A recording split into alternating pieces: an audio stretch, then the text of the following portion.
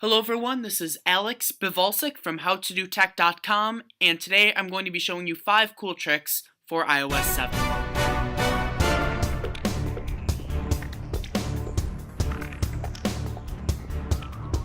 So the first trick we're going to look at is getting rid of that parallax motion. So if I wasn't screencasting right now, I would be seeing a parallax on the background wallpaper for both my lock screen and my home screen. And for a lot of people, this is really annoying and you just want to get rid of it. Well, luckily you can. So you're just going to have to go into your settings app and from here go down to general and accessibility. Now under accessibility, you're going to want to go down until you see reduce motion. Once you tap that, you'll just want to turn this on. It even tells you it includes the parallax effect of icons and alerts, so that way you don't have parallax anymore. So if you want to do reduce motion, there it is right there in the settings. Tip number 2 is also going to be in settings, and that is getting rid of Control Center. Now, a lot of people don't like Control Center either, or they don't like using it at certain times. Some people don't like it on the lock screen because it could be a security risk. Some people don't like it during apps because they might be playing like Temple Run, go to jump, and then pop up Control Center. Once again, iOS gives you the option to turn this off. Just go under settings. And once you're in settings, click on Control Center, and you can choose if you want to access it on the lock screen or within apps. Now, it's still going to come up on your home screen no matter what. You can't get rid of it there, but in all other cases, you will be able to get rid of it. Just tap the switch. Now it won't be accessed within apps, or I can leave it on. Tip number 3 is going to deal with the Contacts app. Now, there are a lot of things that people like to customize for their contacts, and all of these are going to be in settings. So once in settings, we're going to go to our mail, contacts, and calendar and scroll all the way down to contacts. Now, first of all, we're going to talk about short name. Short name is going to be showing up during phone calls or for texting. Now, a lot of people might have more than one first name in their contacts. You might have like 3 Johns or 2 Alexes or something like that. So having first name only, which is by default in your Messages app, will be really annoying because you don't know which John or which Alex you're talking to. So you can change this to either first name and last initial, last name, or last name only, or first name only. So you can pick one of those. I would go with first name and last initial, if not first name only. Now you can choose to have short name on or off at all. And you can also have preferring nicknames. So I like nicknames, I have preferring nicknames on, and I do enjoy the short name because I really don't need to see the full name. So just an example of that is going to be in my Messages app right at the top. It says Dad right now, and if I chose full name, it would say Alan Bivalsik. So now I'm going to go back to my contacts, and another thing you're going to want to look at is sorting order. Now normally this is last name first, so you're going to be searching through your contacts, looking through last name, and then from there you can choose which first name. I prefer first name and then last.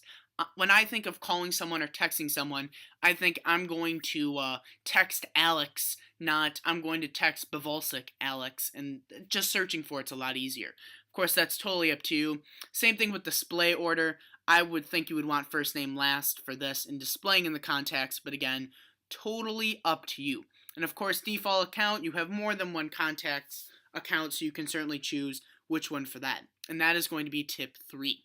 Now, tip number 4 is actually going to deal with Siri because this was not featured in our Siri tips video. You can actually teach Siri to pronounce names differently if she does it wrong. Now, I'm going to use my sister as an example.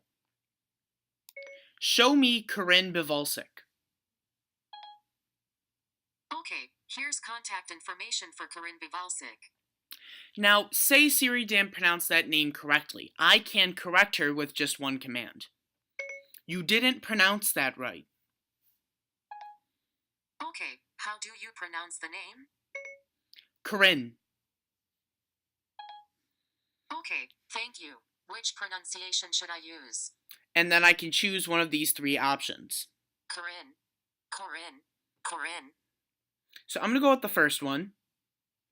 Okay, how do you pronounce the name? Bivalsik. Okay, thank you. Which pronunciation should I use? Bivalsik, Bivalsik, Bivalsik, Bivalsik. I'm going to use the second one. You got it, Alex. Corinne Bivalsik. It is. And now it's done. For now on, when I ask for Corinne, it will pronounce the name correctly. Same thing with if I'm calling or if I asked who I got a text from. So the fifth and final tip deals with the Messages app. So I'm going to be showing you how to get more options for your messages in the messaging app. So we have some messages between me and my dad over here. They're on a wonderful trip, and say I wanted to get rid of one or two of these messages. Maybe I really don't care about the "no was a really nice flight" text. So I can either hold my finger on it or double tap it, and I can get these options. And from here I can either copy or hit more, and then I can choose to either A, delete it by seeing that this message is the only one checked and hitting the trash can at the bottom. I could forward it by hitting the arrow at the bottom right. I could delete every message in this conversation, or at the top right I can hit cancel and get rid of all of this. Now the copy would just copy the text and I could use it in a different message. And another cool thing you might want to know about the Messages app is that if you swipe from the right to the left a little bit, it's going to show you the times for each message, which is really nice if you want to look back at past messages. So we hope you have enjoyed this tutorial from howtodotech.com. If you have any questions, please leave them down in a comment below, or you can email us at howtodotechyt@gmail.com. We are also on Facebook and Google+, so if you have any questions, you can always ask us there, and feel free to circle us or like the page. You can also click on our YouTube channel to look at more content we have created, or click on one of the icons right now on the screen to go to those playlists to see more tutorials. Don't forget to like this video and subscribe to the channel. I am Alex Bavolsik, and I will see you next time.